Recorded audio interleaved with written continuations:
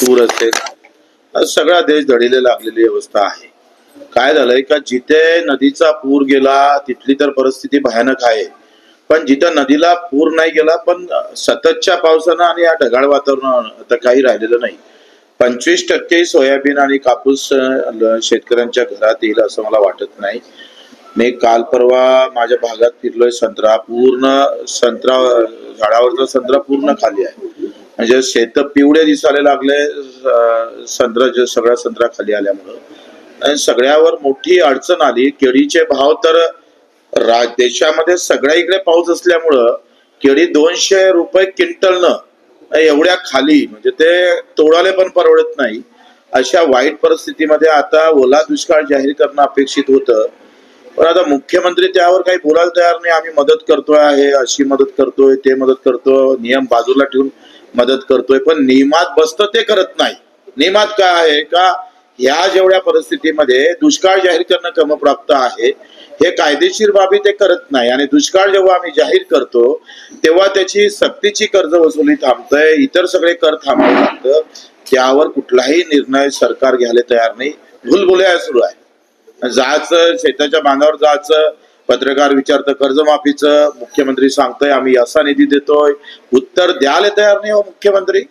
म्हणजे त्यांनी असं म्हटलं होतं, मला ते अजूनही ते डोक्यातून जात नाही ते शब्द, का दुष्काळ पडल्यावर कर्जमाफी देऊ. झाला आता पडला दुष्काळ, झाले तुमचे शब्द खरे.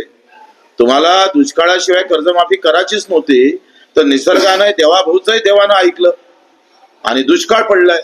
हे व्हायलाच नको होतं. खरं तर दुष्काळ पडणं हा चांगली गोष्ट आहे आणि आमचे मुख्यमंत्री म्हणतोय दुष्काळ पडल्यावर कर्जमाफी देऊ. पोचतंय ते अजूनही म्हणाले.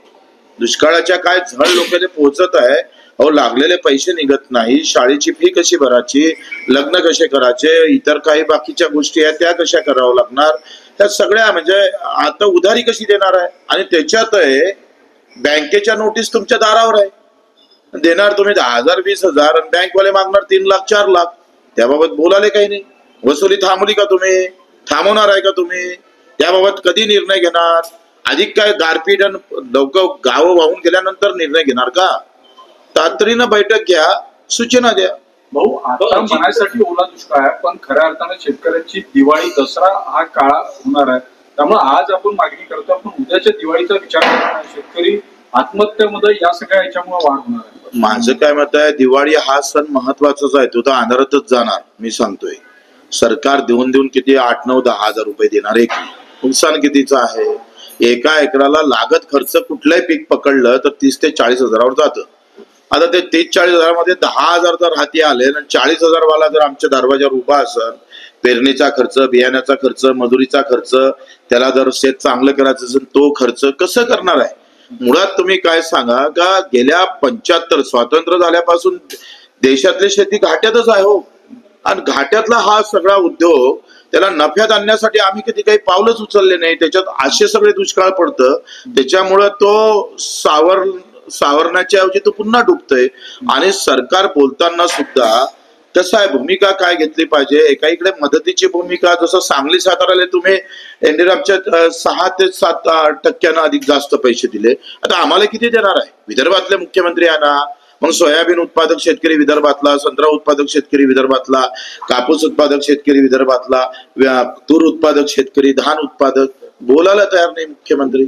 इकडे तेवढं दुष्काळ. मला वाटतंय एक हेलिकॉप्टरना दौरा जसा निवडणुकीत कशा तालुक्यावर सभा घेता सीएम साहेब तुम्ही, तसं प्रत्येक जिल्ह्यावर जा ना तुम्ही, पहा तिथली परिस्थिती, थोडासा आधार द्या, आहे आम्ही सोबत.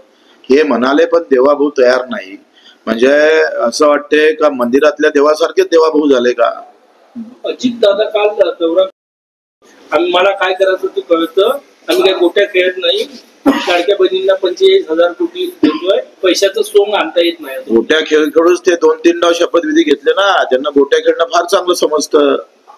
गोट्या खेळून सगळा कारभार चालवला सरकारनं. तुम्हाला पैसे नाही आहे, लाडक्या बहिणीला बदनाम काय करताय. शक्तीपीठ कोणा मागितला होता, का देताय तुम्ही, काही गरज आहे का. जाऊ द्या 3 वर्ष, कोणाची मागणी नाही, काहीच नाही, मग तरी तुम्ही शक्तीपीठाचा आग्रह का करता हो. इतर कित्येक प्रकल्प आहे, गृहनिर्माण असेल मुंबईमध्ये. आज जर तुम्ही पाहिलं तर बिग सिटी मध्ये किती पैसा होतला सरकारने, ते बघा ना. मग नागपूर असेल, तुमचं संभाजीनगर असेल, तुम्ही पुणे असेल आणि मुंबई असेल, इथं तुमचे 2 ते 3 लाख कोटी रुपये गुंतवले, पुऱ्या महाराष्ट्राला दिले काय? म्हणजे ग्रामीण भागातला माणूस मोठ्या अडचणीत आल्यानंतर तुम्ही पैशाचं सोंग करता येत नाही असं म्हणताय, फार चुकीचं आहे. अहो साधा डीपीडीसीचे 200 कोटी कमी करा, सगळ्या क्लास 1 आणि क्लास 2 चे ऑफिसर जेवढे आहे किंवा जे काही आहे त्याच्यातून पगार कट करा, आरामशीर 1 लाख कोटीची बचत होऊ शकते तुमची. द्यायला मानसिकता पाहिजे. आणि केंद्र सरकार तर तुमचंच आहे दादा. पंजाब ज्या ताकदीनं समोर आलं त्या ताकदीनं तुम्हाला समोर काय येतं? दादाची दादागिरी फक्त सत्तेत राहापुरती शिल्लक आहे. शेतकऱ्यासाठी ते दादागिरी दाखवणार कधी, त्याची वाट पाहतो आम्ही. वडेट्टीवारांनी 6 महिन्याचा पगार देण्याचं आज जाहीर केलं आहे आणि इतर आमदारांना सुद्धा 6 महिन्याचा पगार द्यावा. 90 कोटी होतं. 400-300 आमदार पकडले तर एका महिन्याचे 90 कोटी आणि जास्तीत जास्त ते होणार, ते तर केलेच पाहिजे. मी तर म्हणतोय दुष्काळाचा झड मग शेतकऱ्यालाच का, सगळ्यावर पडू द्या ना. मग शेतकरीच का मरतो दुष्काळात, तो गावातला मजूरच का मरतो दुष्काळात, त्याच्या झड सगळ्याला पोहोचल्या पाहिजे. जर चांगलं झालं तर अवघ्या महाराष्ट्रातल्या प्रत्येक माणसाचं चांगलं होते, वाईट होते तर सगळ्याला झड पोचली पाहिजे. साधा नियम आहे, नॅचरल आहे. मी आत्ता काल गडचिरोलीला गेलो, 32 हत्ती आले. 32 हत्तीनं 1000 हेक्टर धान खराब करून टाकले. सापडतच नाही, हत्ती सापडत नाही. ते मुंगी आहे का ते? 20 वाघानं शेतकरी मारले या 6-7 महिन्यात. दररोज मरणारे 15 शेतकरी, 15 ते 16 शेतकरी आत्महत्या करतं. आणि या सगळ्या वाघाच्या कचऱ्यात तो वाघ बरा ना, आमदाराच्या पोराला काही त्रास देत नाही, आमदाराला त्रास देत नाही. तेव्हा आमचे हत्ती मुंबईत घुसत नाही, ते घुसले असते तर बरं झालं असतं, लगेच बंदोबस्त झाला असता.